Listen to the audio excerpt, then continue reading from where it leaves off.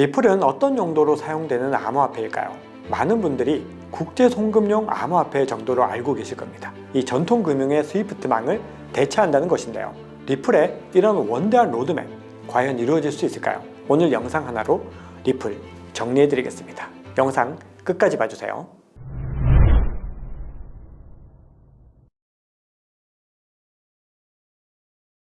여러분 반갑습니다. 박 작가입니다.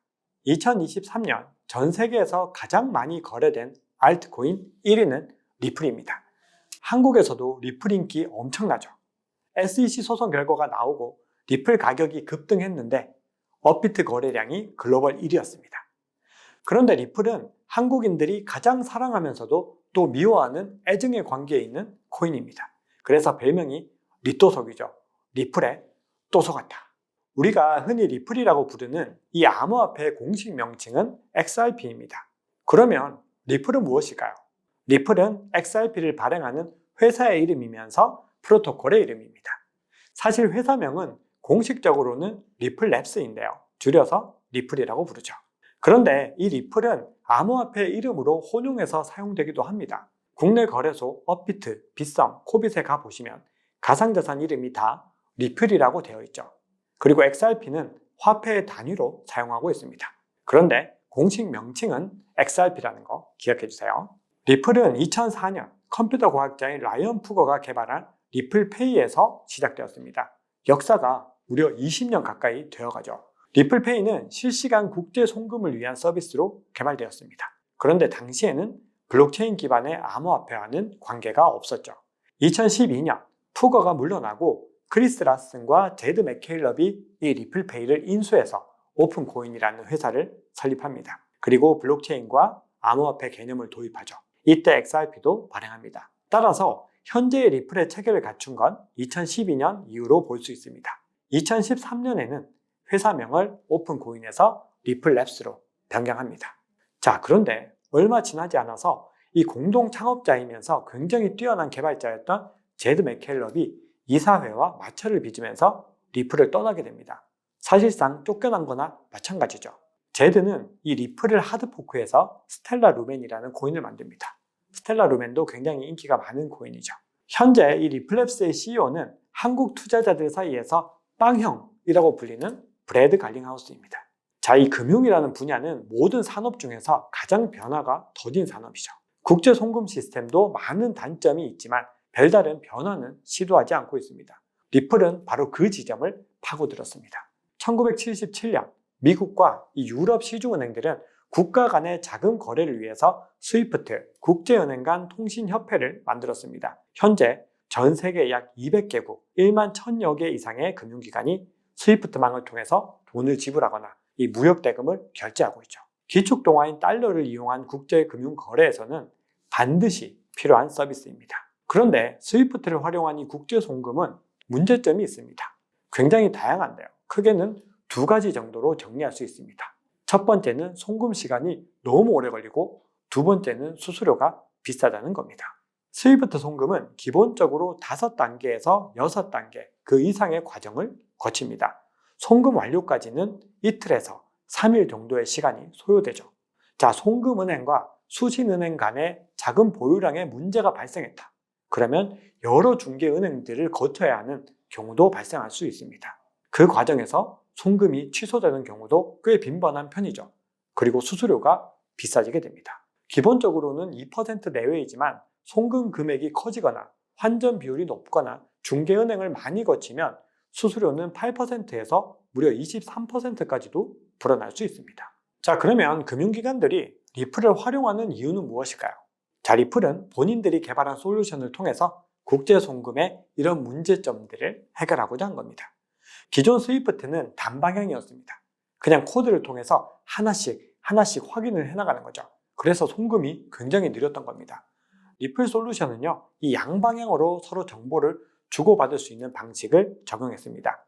서비스는 크게 세 가지입니다. X커런트, X래피드, X비아 이렇게 세 가지이죠. 2019년에 리플랩스는 이 세 가지 서비스를 본인들이 개발한 분산 원장 기반의 결제 네트워크 리플넷에 통합시킵니다. 자, 이 세 가지 서비스 중에서 특히 주목해야 되는 것은 X커런트와 X래피드인데요.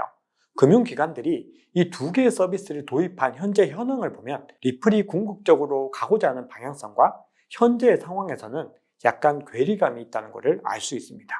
가장 많은 파트너를 확보하고 있는 건 엑스커런트입니다. 자, 이 서비스는 결론부터 말씀드리겠습니다. XRP를 사용하지 않습니다. 달러나 원화 등의 명목 화폐를 스위프트처럼 그대로 거래하는 겁니다. 그리고 사실상 중앙화 방식으로 운영되죠. 송신은행과 수신은행, 이 두 곳에 엑스커런트 솔루션을 탑재하고 서로 간에 메시지를 주고받으면서 송수신 여부를 확인하는 거죠.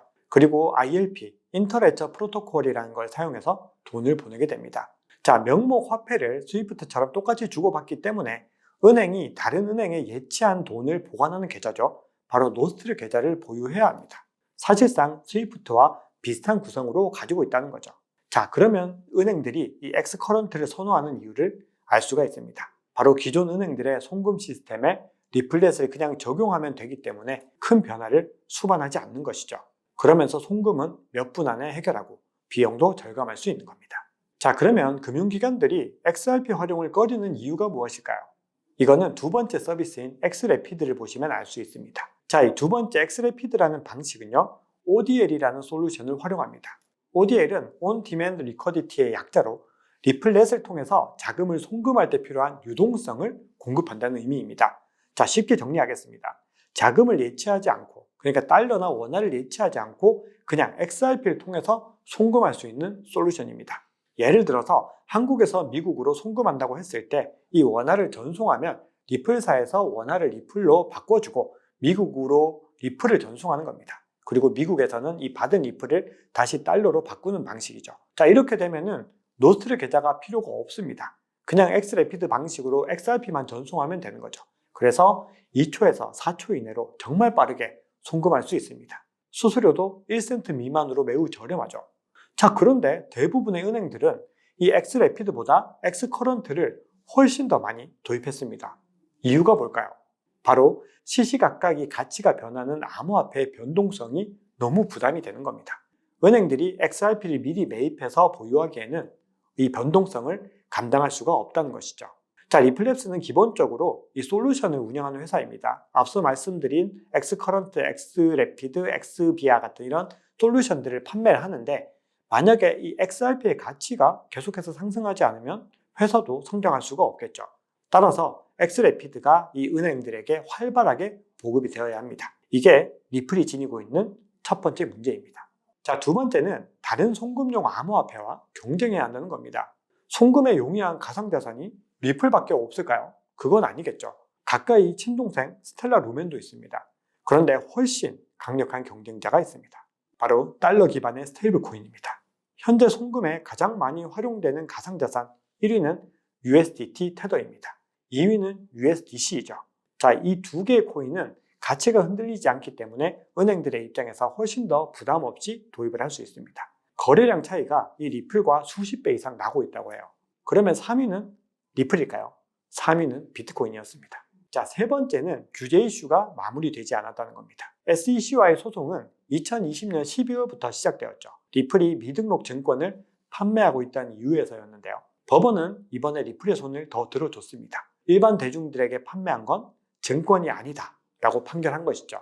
다만 이 헤지펀드나 기관 투자자들에게 회사의 정보를 제공하면서 대량으로 판매한 부분은 증권법 위반이라고 판결했습니다. 따라서 소송은 아직 완전히 끝나지 않았다는 겁니다. 거기다가 미국 행정부는 리플이 스위프트를 대체하려고 한다는 점에서 이 달러 패권에 균열을 줄 수 있다고 우려하고 있습니다. 그래서 가장 먼저 타깃으로 삼은 거죠. 자, 그럼에도 개인적으로 리플은 성장 가능성이 높다고 생각합니다.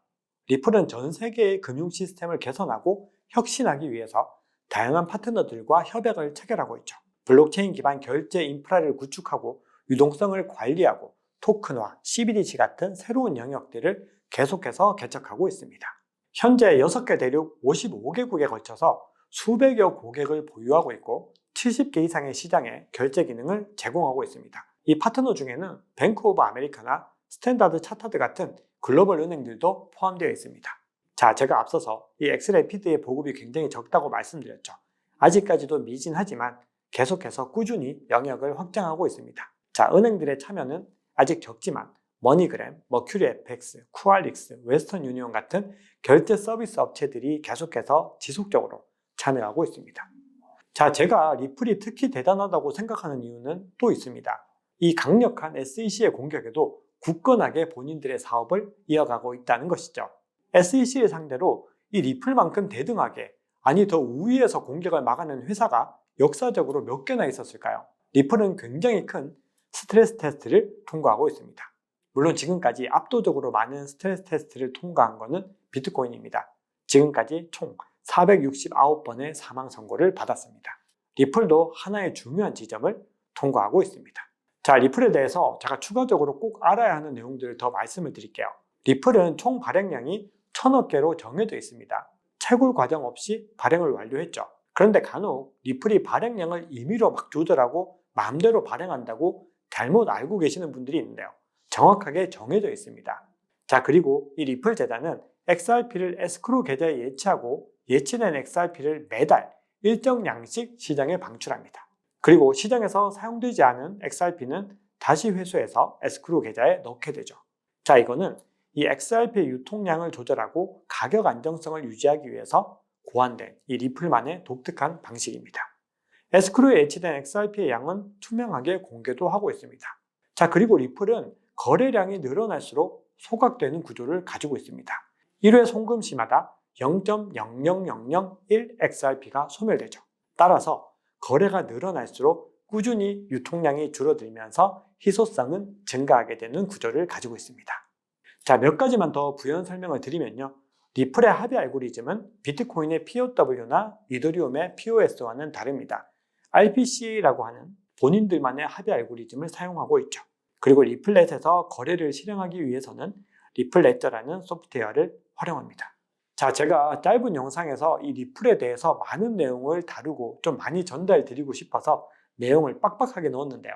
자, 이번 영상을 구독자 여러분들께서 관심 있게 봐주시면 향후에도 리플 관련 영상들을 추가적으로 찍어보겠습니다. 더 구체적이고 더 심도 깊은 내용으로 찾아뵐 수 있으면 좋겠습니다.